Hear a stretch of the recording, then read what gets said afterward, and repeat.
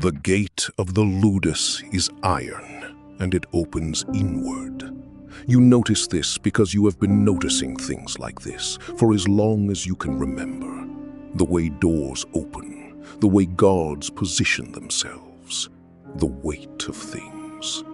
The gate opens inward, which means it is designed to keep people in, not out. You walk through it of your own free will. This is the last time you will walk through any door of your own free will for the duration of your contract.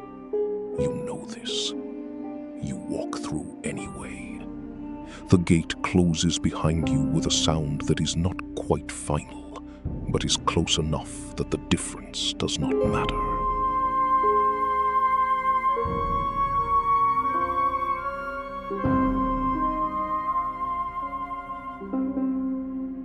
You give a different name. The clerk writes it down. You are now someone else, at least on paper, which is a kind of freedom and a kind of loss at the same time. The name you gave up is still yours. You carry it inside, where the ledger cannot reach.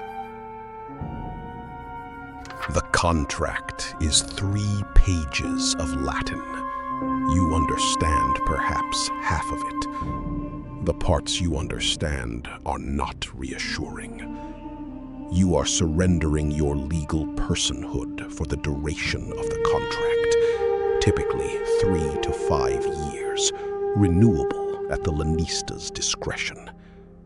You will receive food, shelter, medical care, and a share of your fight purses. You will fight when told to fight. You will not leave without permission. You will not own property. In exchange, if you survive your contract, you will receive a Ludus, the wooden sword of freedom, and whatever money has accumulated in your account. You sign without reading. The Lannister's expression does not change, but something in his posture relaxes slightly. The relaxation of a man who has just confirmed something he suspected. You have told him something about yourself, that you are either trusting or desperate, or both. You file that away. He will use this information. You will need to account for that. The barracks are not what you expected. You expected something like a prison. Dark, punitive, designed to remind you of what you had given up. What you find is more like a military camp that has been occupied for a long time by men who have made their own accommodations with it. There are blankets that were not issued. There are small objects on the shelves above the sleeping pallets, a carved wooden figure, a piece of cloth in a color that does not belong here, a cup with a name scratched into the base. The men look at you the way men in closed places always look at new arrivals, with the particular attention of people who have learned that new arrivals are either a resource or a problem, and who are trying to determine which. You lie down on the pallet they assign you. The straw smells of the man who slept here before you. You do not know what happened to him. You do not ask. You find a bunk and lie down and watch the room from under half-closed eyes. The other men talk, argue, sleep. You learn more in 2 hours of watching than you would in a week of asking questions. By morning, you know who leads, who follows, and who is dangerous in ways that have nothing to do with size. In the morning, the Doctore examines you. His name is Draco, and he has been training gladiators for 22 years, which means he has seen every kind of body and every kind of lie a body can tell. He walks around you slowly, the way a craftsman walks around a piece of wood he is considering working with. He checks your hands, your grip, your balance. He asks you to run. He asks you to lift. He asks you to hit a post with a wooden sword, and then he watches how you recover from the rebound. He does not speak during any of this. When he is done, he stands in front of you and looks at you for a long moment with an expression that gives nothing away. Then he says, "You have never fought anyone who wanted to kill you." It is not a question. He says it the way you would state a fact about the weather. He is waiting to see what you do with it.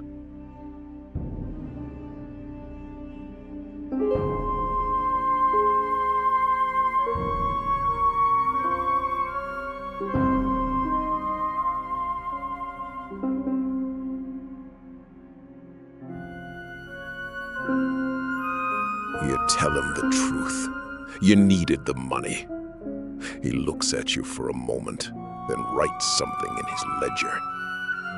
Most of them say glory, he says. The ones who say money usually last longer. He does not explain why. You think about it afterward and decide he means that men who understand what they are trading are harder to break than men who are surprised by the cost. The first lesson is not about fighting. The first lesson is about standing still. Draco makes you stand at the post for 2 hours without moving. Not holding a weapon, just standing. Feet at shoulder width, weight distributed, arms at your sides. Other men are drilling around you. You stand. After the first hour, your legs begin to shake. After the second hour, the shaking stops, which Draco tells you afterward is not a good sign. It means the muscles have gone past fatigue into something else, something that will make tomorrow morning very unpleasant. You volunteered, he says when he finally releases you. That means you think you know something. You don't. What you know is how to stand. When you know how to stand correctly, we will discuss the rest. He walks away. You stand there for another minute because your legs have forgotten how to move, and you think, this is what I chose.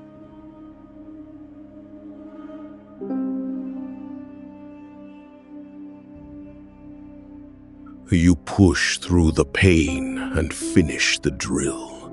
Your form is wrong by the end. You can feel it, the way the weapon sits wrong in your grip.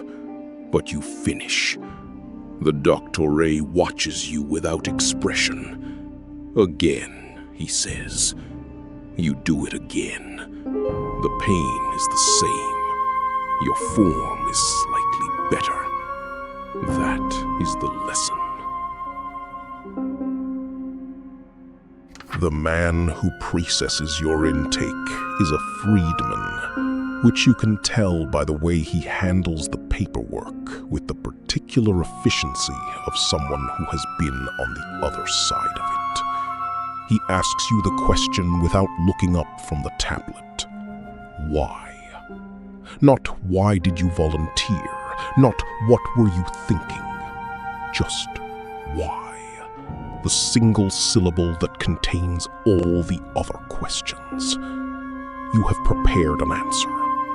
You give it. He writes it down without comment.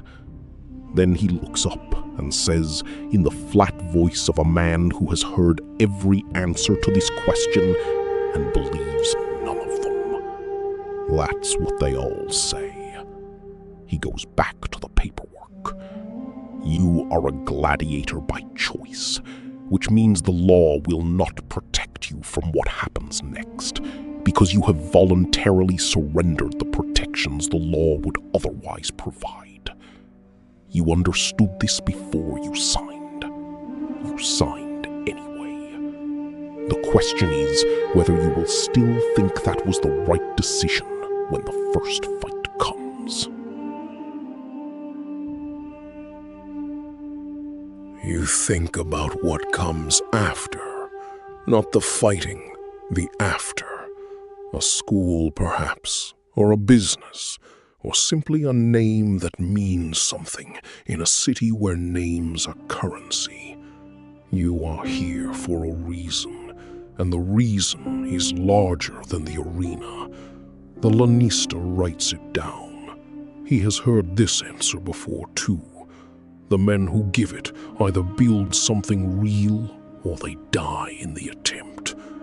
You intend to be the first kind. After 6 weeks of preliminary training in the intake barracks, you are transferred to the main Ludus.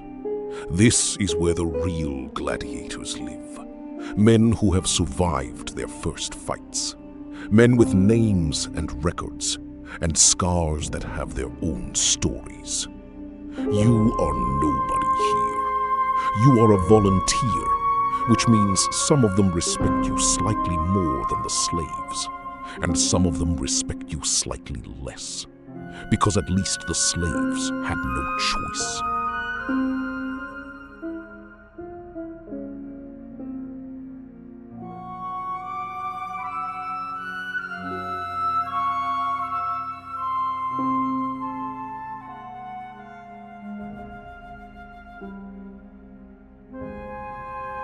The Ludus is larger than you expected, and louder. You file away the layout, the faces, the rhythms of the place. Knowledge is the only thing they cannot take from you here. The main Ludus barracks are quieter than the intake cells.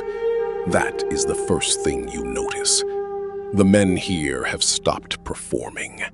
They have been here long enough that the performance has either become real or been discarded entirely. They eat without ceremony.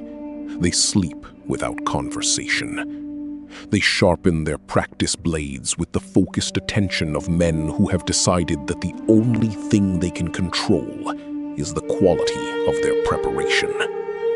A man with a broken nose and a scar that runs from his left ear to his jaw looks at you for a long moment. Then he says, in a flat voice that contains no particular hostility, "You volunteered." It is not a question, it is a statement of fact, delivered the way you might state that it is raining or that the bread is stale. The man beside him, younger, with the careful stillness of someone who has recently learned to be careful, does not look up from his blade. You have been in the intake barracks for 6 weeks. You have trained. You have learned the routines. You have watched men arrive and watched some of them leave in ways that did not involve the front gate. You thought you understood what you had chosen. Standing here now, in the main barracks, among men who did not choose this, and who are looking at you with an expression that contains more questions than you have answers for, you are beginning to understand that you understood less than you thought. You ask him how long he has been here. 4 years, he says. He does not offer more, and you do not ask. 4 years is a long time. 4 years means he has survived things you have not yet imagined surviving. You take the bunk 2 down from his, close enough to observe, far enough to give him the space men in closed places require. Over the following days, he will tell you things without meaning to, which guards are bribable, which fights are fixed, which of the other men are dangerous in ways that do not show in training. You listen to all of it. You have been in the main Ludus for 3 days, long enough to learn the rhythms, the morning drill at first light, the midday meal eaten in silence or in the particular shorthand of men who have run out of things to say to each other, the afternoon weapons work, the evening that belongs to each man in whatever way he has decided to spend it. You have been watching. Not the guards. You are not a prisoner, technically, and watching the guards with the focused attention of a man planning something is the kind of thing that gets noticed. You have been watching the men, the hierarchy, the alliances, the grievances that are old enough to have become furniture, present but no longer noticed. You chose this. That fact sits differently now than it did 6 weeks ago, when you were still in the intake barracks and the choice was still abstract. Here, in the main Ludus, surrounded by men who did not choose it, the choice is concrete. It has weight. It has implications you are still working out. The question is not whether you made the right decision. The question is what you are going to do with the decision you made. You decide that the only thing that matters right now is becoming better than you are. You train past the point where the others stop. You ask Draco questions, the right questions, the ones that show you have been paying attention. He does not praise you, but he begins to give you slightly harder drills, which is the closest thing to praise he offers. You are building something here. You do not yet know what it will become.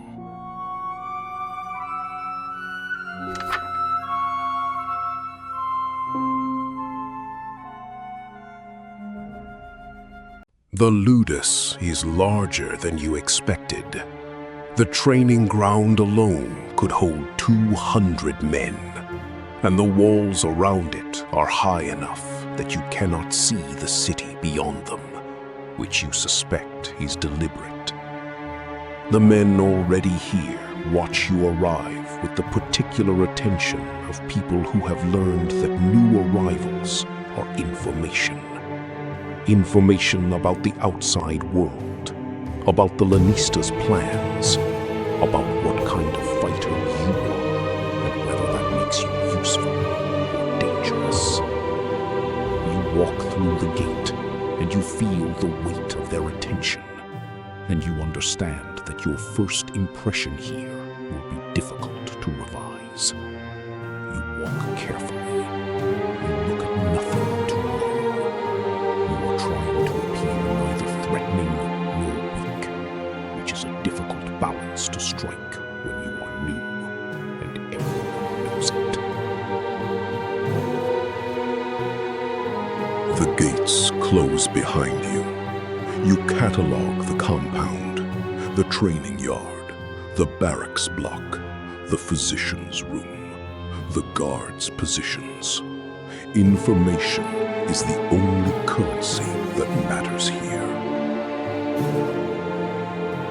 They march you down a dark, damp corridor into a windowless room and order you to strip. Everything you carried from the life before, every scrap of cloth, every small reminder of who you were, goes onto the courtyard fire. Attendants scrub you with lye soap and cold water and do not speak. The water runs dark with the dirt of the road and takes the last of your old self down the drain. The guards lean against the walls and watch, bored, prodding a slow man along with the butt of a spear. You are naked and counted now, property in the ledger, or a contracted fighter in the law, depending on how you came here. The distinction matters to you. It does not matter to the men holding the records. You palm a jagged stone during the confusion of the stripping, a trick the road taught you. It is not much, not enough to put down a guard, but it is yours. In a place that has taken everything else, the small act of keeping something matters more than the thing itself. Still naked and shivering, you are pushed into a small, bright room that smells of vinegar, herbs, and old blood. A tired Greek physician named Philemon goes over you from head to foot. He opens your mouth to check your teeth, works your joints for old injuries, lays his ear to your chest for the sound of your heart. He notes it all on a wax tablet with quick strokes of the stylus, weighing your body for the lanista's ledger. He mutters in Greek, reckoning how many months of training you will take before you break. You are not a patient to him. You are an expensive animal that has to be certified sound before the sale is entered.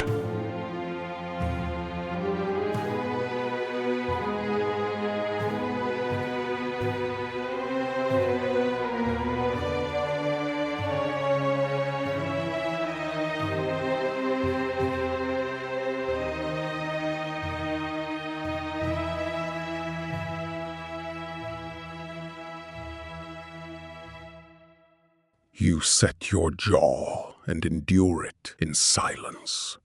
You do not flinch when he presses the bruise on your ribs, and you do not look away. He notices. Men who do not flinch are either very brave or very practiced at pain. He suspects the latter. He is right. The air is thick with the acrid scent of burning metal and charred flesh. For those who came here in chains, the slaves, the conquered, this is the mark of ownership, pressed into the shoulder with a glowing iron. For those who came voluntarily, the mark is different. A wax seal on a contract, a notary's stamp, the cold bureaucracy of a free man's choice. But the result is the same.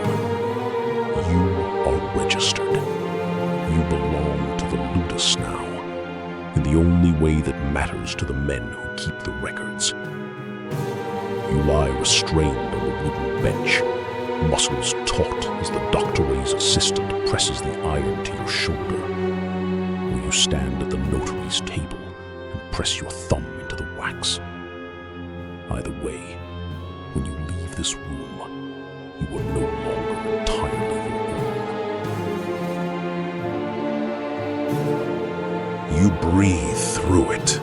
Long, controlled, deliberate breaths. The kind you learned when there was nothing else to do but endure. The pain is enormous, and then it is over. You are still standing. That is the only thing that matters. The food in the Ludus is better than you expected, and worse than you hoped.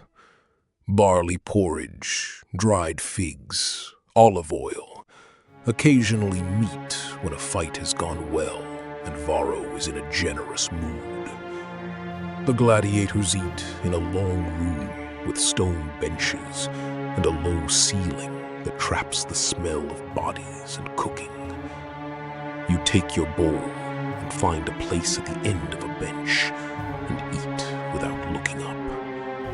This is the first rule you learned. Don't look up until you understand the hierarchy. The hierarchy in a Ludus is not complicated, but it is absolute.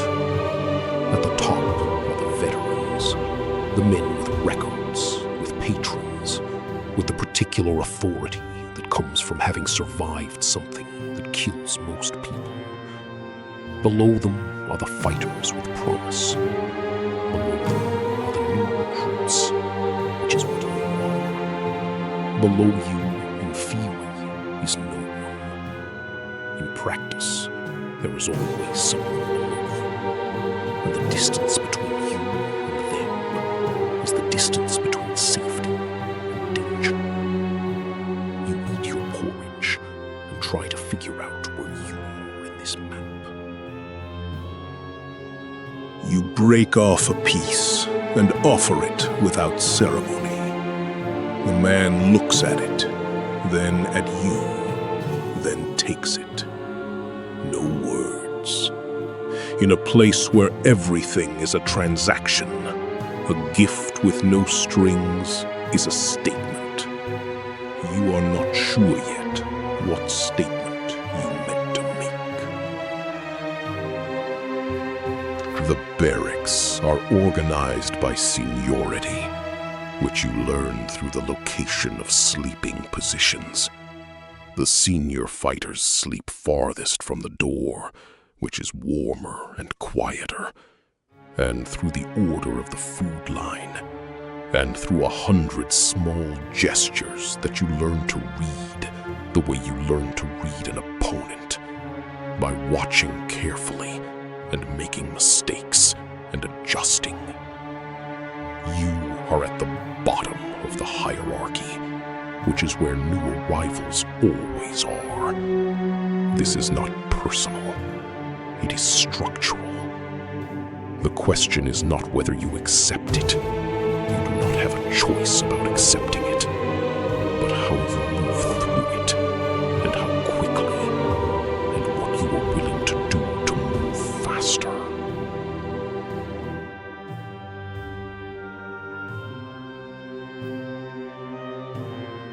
The barracks at night is a different place than the barracks by day. You hear grief in languages you don't speak, prayers to gods you don't know, and the peculiar silence of men who have given up. You lie still and listen. This is the sound of where you are now. The next morning, they march you into the sun-baked courtyard for the first time. Built into the high wall at the edge of the training ground is a small, well-tended shrine to Nemesis, goddess of retribution and balance. The veterans give it a careful reverence, stepping wide of its shadow as they pass.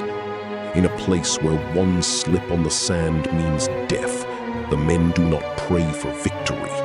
They pray for balance. They pray that the other man makes the mistake.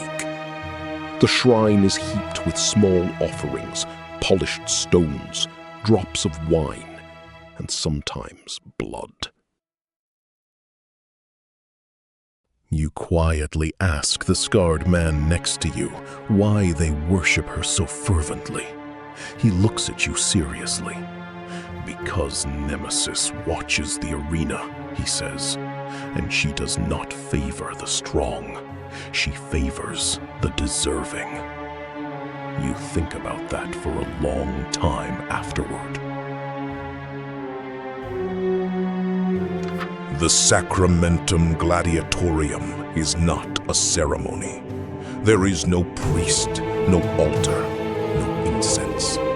It is a legal instrument, spoken aloud in the presence of witnesses. And what it says is this: you consent to be burned, bound, beaten, and killed.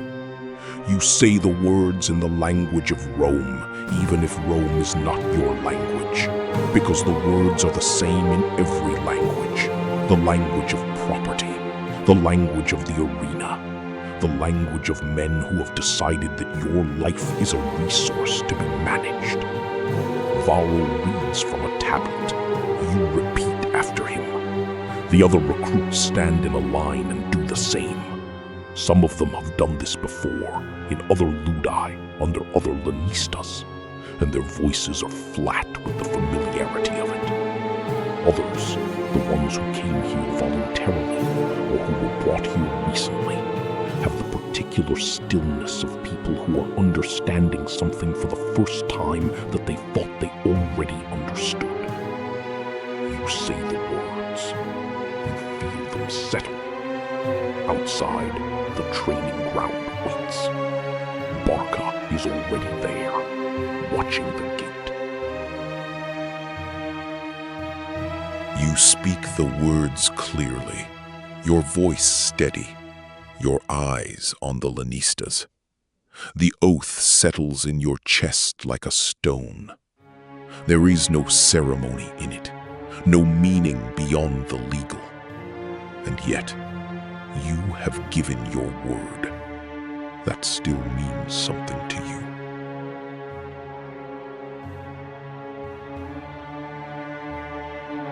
The first night watch rotation falls to the new arrivals, which is tradition, not cruelty exactly, but a reminder of where you stand in the order of things.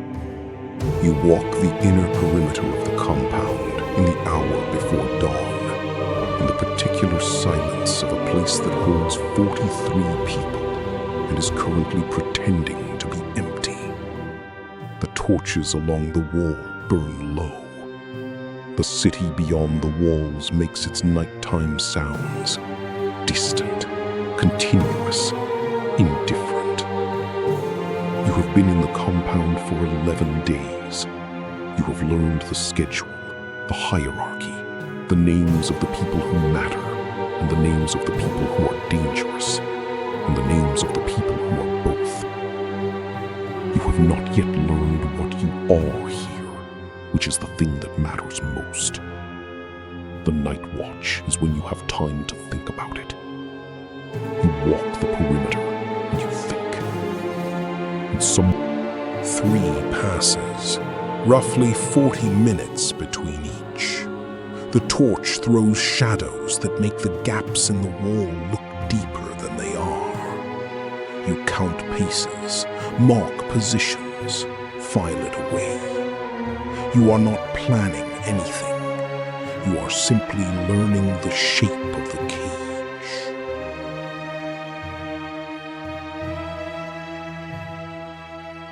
The dream started on the 3rd night. Not nightmares. Something more specific than that. More detailed. You dream about the place you came from, but wrong. The proportions are off. The light is different. The people have faces you recognize, but names you cannot remember.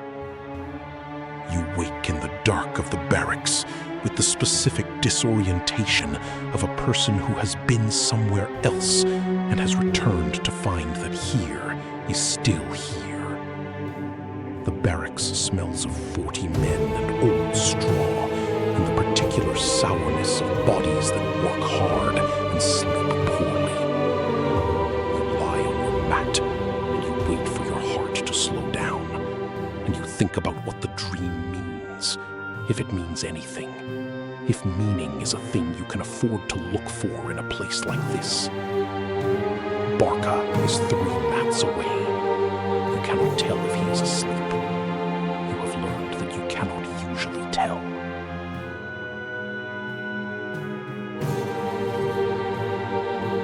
You get up before the morning bell. The compound is dark and cold and almost silent.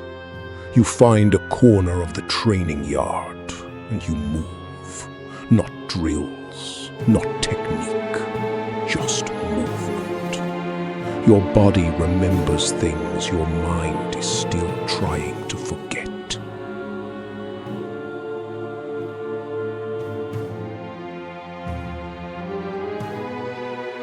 The oath ceremony happens on the 14th day, which is when the Lanista has decided you are committed enough to be worth the formal investment. You stand in a line in the training yard at midday, when the sun is directly overhead and the shadows are at their shortest, and the doctore reads the words of the Sacramentum Gladiatorium in the flat voice of a fighter who has read them many times and has stopped hearing them. You repeat the words.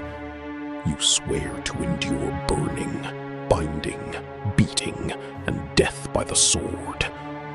The words are old and specific, and they mean exactly what they say. The man beside you is shaking slightly. You are not shaking, which either means you are braver than him, or you have not yet fully understood what you have just sworn. You are not certain which it is. The ceremony takes 11 minutes. Afterward, the lanista serves wine, which is the only time he serves wine, and everyone drinks it in the particular silence of people who have just made a promise they cannot take back.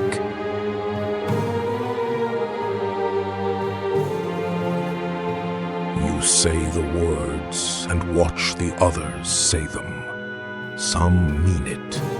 Some are performing meaning. Some have already gone somewhere else behind their eyes. You note who is where. The ones who mean it will be predictable. The ones who have gone elsewhere will be dangerous. The morning drill begins before dawn, in the dark, in the cold, which is intentional. The doctore believes that the body learns faster when it is uncomfortable, and that discomfort in training is preferable to discomfort in the arena. You have been doing the morning drill for 12 days. Your body has begun to adapt in the specific way that bodies adapt to repeated stress. The muscles that were sore are no longer sore. The movements that were awkward are becoming less awkward. The sequence of actions that required conscious thought is beginning to require less of it. This is progress. It does not feel like progress. It feels like survival, which is what progress looks like in the compound. You push past the drill's requirements. When the doctore calls the halt, you keep going, not to impress him, but because you have identified the point where the drill stops being a drill and starts being real. You want to know what is on the other side of that point.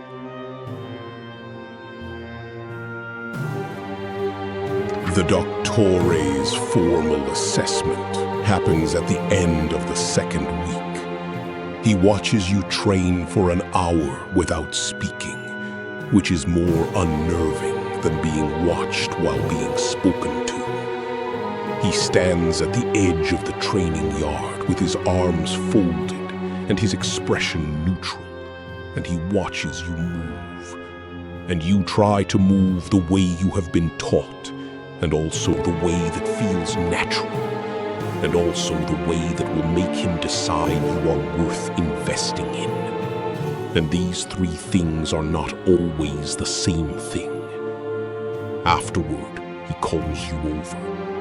He tells you what he sees, your strengths, your weaknesses, the specific adjustments he wants you to make. He does not ask if you understand. He assumes you understand. This is, you have learned, how the compound communicates in statements, not questions, because questions imply the possibility of a different answer, and the compound does not offer different answers. You show him the thing your people taught you, the specific technique, the one that doesn't have a Latin name because Rome hasn't seen it enough to name it. He watches. He makes you do it again. Then he says, "Show me where that fails." You do. He nods. Good. Now fix it. The weapons selection happens at the end of the second week, when the doctore has seen enough to make an initial assignment. The weapons room is smaller than you expected. A long room with racks along both walls. Wooden practice weapons on one side, the real ones behind a locked gate on the other. The Doctore walks you through the options with the efficiency of one who has done this many times. The gladius, the spear, the net and trident, the curved sika. He explains the advantages and disadvantages of each with the neutrality of a fighter who has seen all of them kill and all of them fail. He tells you what he thinks suits you based on what he has observed. Then he asks what you think, which surprises you. It is the first time anyone in the compound has asked what you think about anything. You understand that this question has a right answer and a wrong answer, and that the right answer is not necessarily the one that matches his assessment.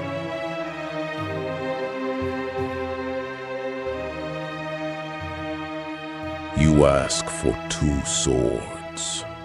Draco looks at you for a long moment. Demacaris, he says. No shield, 2 blades. You survive by not being where the weapon lands. He hands you 2 practice swords of different weights. You hold one in each hand and feel the unfamiliar balance. Everything you know about fighting assumes one hand is free. You are starting over. Barca has announced that tomorrow there will be a training fight. Not a real fight, he says, but with wooden weapons and no crowd and no consequence, except the consequence of what you learn about yourself. You lie in your bunk and listen to the compound settle into its nighttime sounds and try to decide what you feel about tomorrow. Fear is part of it. You have been afraid before, and you know what it feels like. And you know that it is not the same as weakness, which is something you had to learn the hard way. But there is something else underneath the fear, something that might be anticipation, or might be the particular alertness that comes before any test. You have been training for this. You have been training for this your whole life in one way or another, even when you didn't know that's what you were doing. The man in the next bunk is already asleep. Across the room, someone is sharpening something against stone in slow, rhythmic strokes. You close your eyes and try to find the stillness that Barca told you to find. You run through scenarios in your mind until the scenarios stop feeling like fear and start feeling like preparation. When you finally sleep, you dream of footwork. In the morning, your body already knows what your mind spent the night teaching it.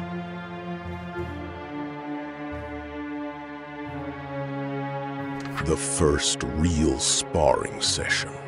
Not drills, not forms, but 2 people trying to hit each other with wooden weapons, comes after the initial assessment. Draco pairs you with a man named Hanno. He is 2 years into his contract and moves like someone who has learned to be economical. No wasted motion, no performance, nothing for the crowd. He looks at you the way a craftsman looks at a new piece of material, assessing. The first exchange is brief. He hits you twice. You hit him once. He nods, as if confirming something he already suspected. You watch him for 2 full exchanges before you move. The others think you are hesitating. You are not hesitating. You are reading. By the time you commit, you already know where he is going. The counter is clean. Draco marks something in his notes. Hanno adapts. not repeat himself. Whatever you showed him in the first exchange, he has already answered it. The second round is harder. He is faster now. He is no longer testing. He is pressing. Your legs burn. You need space. You are still reacting. The wooden weapons crack against each other in the morning heat. Somewhere behind you, the Doctore watches. You plant and take it. Hanno hits the shield 3 times, each blow harder than the last, testing whether you will break your stance. You do not. He stops, looks at your feet. Good base, he says. It is the first thing he has said. Halfway through the session, the Doctor calls a pause. He makes you switch partners. The new man is a veteran named Treviso. 8 years in the Ludus. He moves without hurry, without flourish. A scar runs from his left ear to his jaw. He looks at you, and his face does not change. Hanno steps back and watches from the edge of the yard. He does not leave. You drop your guard lower. You stop trying to hit him. By the end of the exchange, your footwork has 3 faults. You did not know them before this morning. You let go of what you learned against Hanno and start fresh. Treviso notices. He slows down slightly, but not to be kind, but to show you something. By the end of the exchange, you understand 3 things about your own footwork that you did not understand before. Treviso does not fight hard. He fights balanced. His weight moves before yours does, and it moves to the right place. You find the angle, he has already shifted. You commit, and his shoulder is a hand's width from where it was. Not magic. 6 years of doing this every day. By the 3rd exchange, it is clear that you're not training strength into you. That you're training the small choices over and over till the choices make themselves. By the end, you have lost the exchange.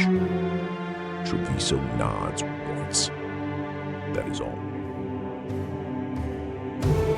You fight to learn, not to win.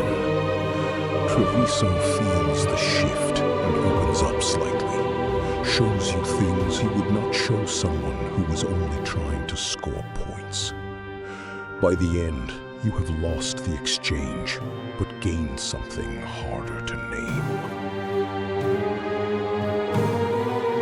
The Doctore calls the end of the session with a single word. The yard goes quiet, except for breathing and the scrape of wooden weapons being racked. Your left forearm is welted from wrist to elbow. Your ribs ache when you breathe. Treviso walks away without looking back. Hanno lingers. He picks up a water skin and holds it out to you. Take it. The leather is warm from his hand. He talks. Your guard drops after the 3rd exchange. You lean into strikes instead of turning with him. Treviso watches your feet, not your weapon. These are the things you carry into tomorrow. You sit together in the shade of the wall. Neither of you speaks for a while. Eventually, Hanno says, "You are going to be good at this. I do not mean that as a compliment. you think about that for the rest of the day. The barracks hierarchy is not posted anywhere. It does not need to be. It is communicated through the allocation of sleeping positions.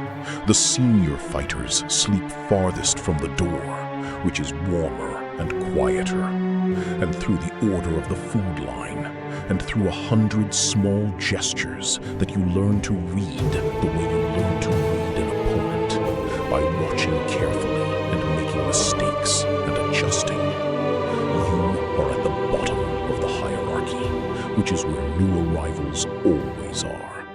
This is not personal, it is structural. The question is not whether you accept it.